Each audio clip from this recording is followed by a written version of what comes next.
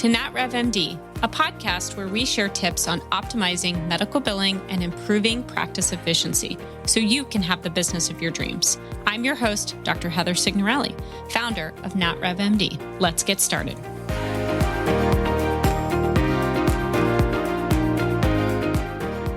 All right, welcome back to another week of the NatRevMD podcast. I'm your host, Dr. Heather Signorelli, and I'm really excited to talk to you as we enter into the new year. And today we're going to talk about really some kind of practical advice around doing an end-of-year audit for your private practice, for your life, a little combination of both. Because, at the end of the year, right, you want to celebrate the wins. You want to understand where you've been so that you can really clearly outline where you're going. I listened to a really good podcast from Mel Robbins recently, and she does her yearly audit. Huge fan of her if you don't already listen to her. And so today we're going to tailor this podcast to thinking about how you want to think about your year-end audit as you think in the last 12 months, and then you can help kind of create your goals for 2025. I think first and foremost, everybody's had a good year, right? There are things to celebrate. Of course, we've all had challenges. We've had things that have come up, but we've got to take a minute and celebrate the wins. We've got to think about the things that you've done well, both professionally and personally.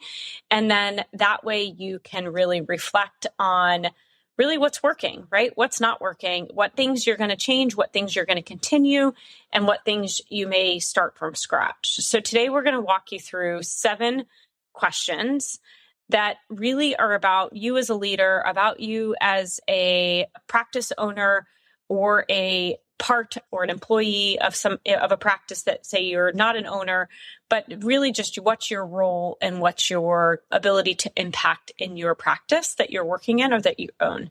So I want you to think through about, the financial success, personal success, and maybe even sit down and take a look at your calendar in order to kind of jog your memory on things that have occurred this year, or even your appointment scheduler, just to show you, how successful those patient payments or patient appointments were. So lots of really great things to be able to use to jog your memory on what things have happened.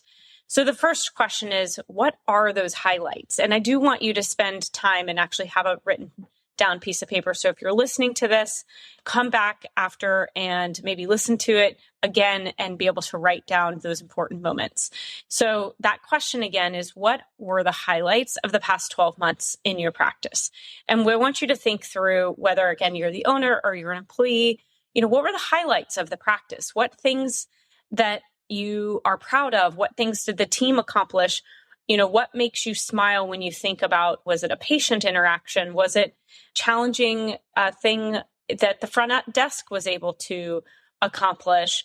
Was it letting go of a staff member maybe that, was holding the practice down? So what made you think, gosh, either this is why I became a doctor, this is why I opened my own practice, or if you're an employee, this is why I work for this practice. This is what I'm super excited about.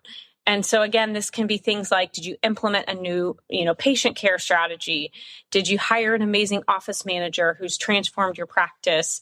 Maybe you were personally able to take a vacation that you deserved because your office was in a good shape, and then you were able to come back refreshed. So think through those moments. And that's where, looking at your calendar, or maybe it's a financial record. Maybe you had a rock star month and you want to celebrate that. So scroll back and think through, those milestones or those moments that you can say, yep, that was it. This was really important for me, and write that down. And, when I think personally about our own moments this year, we have gained several amazing new clients who trusted us to help their practices thrive. A few of them saw 20+% increase in revenue, which was really important, really great to see. We've also doubled the size of our own company, which was a milestone, right? We're trying to help as many practices as possible while also providing the best service we can. And so we also celebrated several employee anniversaries in our company, which is really important to me. I want to have people who want to stay and who want to work with us. We also hired our first director of operations who's a certified coder, who's transformed how we think about day-to-day operations and also just taken a lot off of my plate, which has been great. So again, employee anniversaries with some amazing managers and senior managers that we've had on staff that I've really enjoyed getting to know. So these are important moments for us and things for me to think through as we celebrate our own wins this past year. So again, celebrating your wins, I think, is something that isn't just something we do to feel good, but it's about ways to understand, okay, how can I get that next win for 2025? Now we're going to kind of flip that and think through what are the hardest parts, or what was a hard moment in running your practice or working within your practice this past year.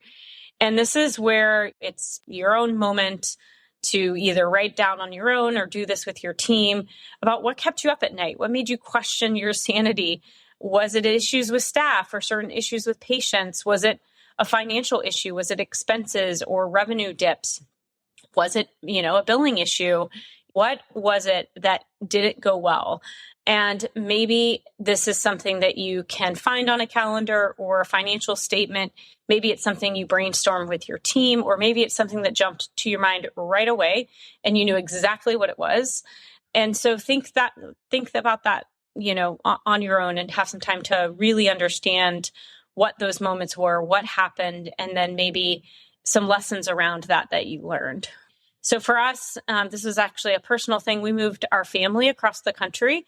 And while it was a very good reason why we moved to South Carolina, it also took a lot out of everyone. And it was getting the kids settled and adjusting to a new routine and managing the chaos of a move and 4 dogs. I did say we have 4 dogs. So my husband had to drive across country with the dogs. So lots of craziness. Obviously, we've settled, the kids are great. All those fears of things not going well, were all squashed, thankfully, and everybody is settled and happy. But it was a lot, right? And so it was something that, I'm glad we can check that box and move on. And then, professionally, I would say it's always hard adding new team members to the team and making sure that everybody's role gets settled and there's clarity around role responsibility. And so that was something that we really had to take time to focus on and really work through this year. And so that is going to be something that, I think if you guys are thinking about hiring in 2025, really thinking through, what those roles are, how it impacts other roles in your company, how you have clear roles and responsibility discussions ahead of time and after those new leaders come was a, just learning point for us. If you are enjoying listening to the NatRevMD podcast, please subscribe wherever you're listening to our podcast. Leave us a review, because those are the things that help us get in front of more physicians. Thanks so much. All right. So question number 3. What lessons did you learn about yourself, either as a leader, as a manager, as an employee, or as a physician or as an owner, that were important to you in terms of either how you celebrated those wins or how you handled, that stressful moment? And so, think about, are there certain parts of practice ownership or a part of your job that you're better at than others? And what are those things that maybe you're really good at? And what are those things that you need to work on or that you're not as good at? And does that mean you need to identify others to help you? Does it mean you need to find a mentor to help teach you? Or is it something that maybe can be delegated to someone else who maybe is better at that role? And so that's a really important thing to think through as you run a business or as you manage people, or even as you have a position in a company, really understanding what you love and enjoy, what you're really good at, and maybe some things that you may not love, you may not be good at, you may want to delegate, or you may want to get some more mentorship on. For us this year, having our director of operations on board, she's wonderful, and she's taken so much off of our plate and so helpful in terms of our practices. And so that has been really a big game changer for us. Her expertise has allowed, other team members to really focus on other areas that they can make an impact.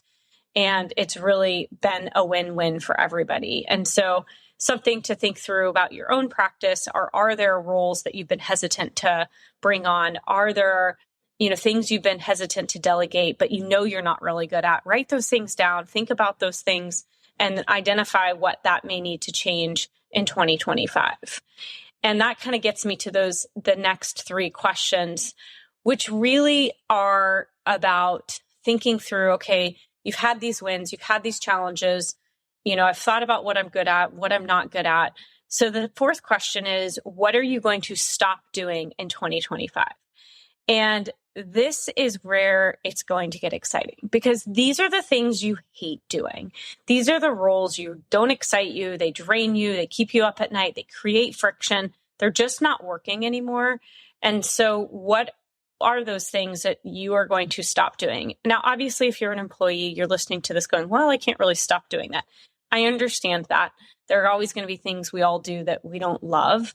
But if you are in a position where you can delegate it differently, or you can carve out, a specific time of day that you're saying that's where I'm going to focus on that task, that's something to think through.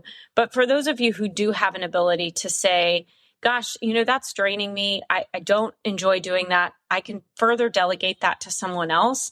These are the things to write down, and just pick 1, 2, maybe 3 at most that you're just going to stop doing. Now, one of those could be micromanaging your team instead of empowering them to do it on their own. Are you taking on too many projects at once, or not able to finish one project while you're still dealing with other projects that haven't come to completion? So these are, important things for you to brainstorm on, and brainstorm with your team. Heck, brainstorm with your family even. If you're thinking to yourself, gosh, I'm spending too much time doing this when I have 2 grown children who could do that on their own. Those are the sort of things to think through as we want to stop doing certain things in 2025. Now, for me, that's going to be stop spending time doing things that I know other people are better at, so I can focus on the things that I am good at. And so, I really love helping practices solve more complex operational issues. I like thinking through the process, and improving them is really what excites me. So we decided for our practices, and this is truly just for our clients, we are showing up a different way this year. We started in December, and we'll carry this on in January and throughout the rest of the year, is practice success sessions, where we are going to sit down with the practices, the office staff, together as a group, and really solve complex operational issues, or just issues that are annoying for practices. So we did one on eligibility. We're going to do another one on patient AR. And really, that's why we started this company. And so I had to let go of things and hand those off to other people in order for us to be able to spend the time to do this with our practices. So that's one thing that, again, I'm going to stop and start doing. So it's a little bit of both. But so think about that. Again, sit down with your team, sit down with your family, sit down with all the people in your life and go, okay, here are the things I'm going to stop doing.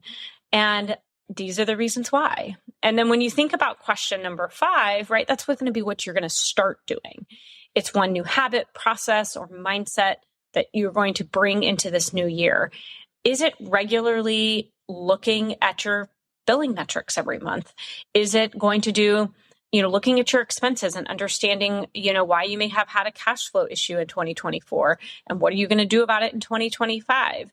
Is it investing differently in a new team member, or hiring a new person, or letting go of somebody in the team who continues to be a drag on everybody else? Maybe it's scheduling monthly leadership check-ins with your office staff. Those sort of things are the things you can start doing in 2025. And again, pick something that's meaningful, that addresses a challenge you had in 2024. And that way you're thinking through, okay, what did I struggle with? And then what is an action that I can attach to that struggle so that I have less of that pain or less of that issue in 2025?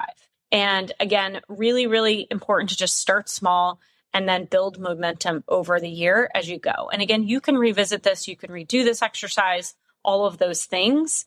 Just important to kind of think through, again, what are you going to start doing? Now, question number 6, what are things that you were doing in 2024 that you're going to continue to do? So for example, maybe you were looking at your billing metrics, and maybe that is something you want to continue to do. And you've been reviewing those and that's working for you. Or maybe there's a way you've been managing, patient phone calls or patient messages that's been really working. Great. Celebrate that win that's working, and then add that to the list of things you're going to continue to do. And maybe it's something on the personal side where you've been able to cut back half day a week and you're managing a better work-life balance. I mean, all of those things are important and worthy here for you to discuss. For me, it's continuing our one-on-ones with our team members and reviewing our metrics multiple times a year. That works really well. It helps me stay in connection with them as they run day-to-day operations throughout the week. And it also helps me press the team when we may need to improve or ask questions so that I can help break down challenges and barriers or get the right leadership at the practice engaged, if we're not getting what we need from the team members that we're working with in the practice. And sometimes those happen, right? We get all overwhelmed and it gets difficult. And so that is something that's gone really well for us and I think has made us successful in 2024. So those are going to be things that we are going to continue doing in 2025 within our own team. And then the last question for you to think through is, what can you do today? So today, right now, listening to this podcast, that is a first step towards a better 2025. And so that is really important to actually say, okay, I'm going to act on this right now. So maybe you're going to get off this podcast. You've written down your challenges, your wins, your goals. What are you going to do next year? The first thing you're going to do is you're actually going to schedule the meeting, right? You're going to schedule the meeting to review your key metrics with your billing team or your office staff. Or you're going to sit down and schedule those monthly touch points with your management team, and you're going to discuss strategies. Maybe it's meeting with the individuals that help you market or your front office staff to increase strategies, to increase patient volumes and make sure that you're getting those follow-up appointments scheduled. So basically, find something to do that you can do here today, tomorrow, quickly, within the next 24 hours, that allows you to make that next step for 2025. Heck, maybe it's the ability to add another physician or mid-level to your team. And so you're going to write the job ad. You're going to sit down right now and go write the ad that's going to be put on to, wherever you're hiring those individuals. Maybe it's blocking out time next week for a planning session with your team to sit down and go over these things as a team. Maybe it's writing down 3 priorities for January of things you're going to do in January, and you're going to cross those off. And so it's really important that you have something that you take action on to give you that momentum. And I'm a big believer in accountability, collaborating, again, whether that's with a spouse or business partner or your staff or your right-hand office manager. What are you going to do to take accountability and collaboration in order to ensure that, your 2025 is just as good, if not better, than 2024. Again, certainly don't need to do this just because it's January. I'm a big fan of doing this several times throughout the year. But because it is January and we are getting lots of questions around, goals and where practices are going as we are continuing to meet with our practices and getting information about where they're going this upcoming year, it's important for you to be thinking the same way. So hopefully, working through these 7 questions, you've uncovered a few important things that you've learned from the past year and that you're using those to shape your decisions and really set your practice up for a successful year in 2025. And of course, if you could do me the favor and share this progress, share this podcast with your team members or even a colleague. And that just helps impact more and more practices, which is what we're here for. So again, thanks for listening and hope to see you on next week's podcast. All right. Have a good day.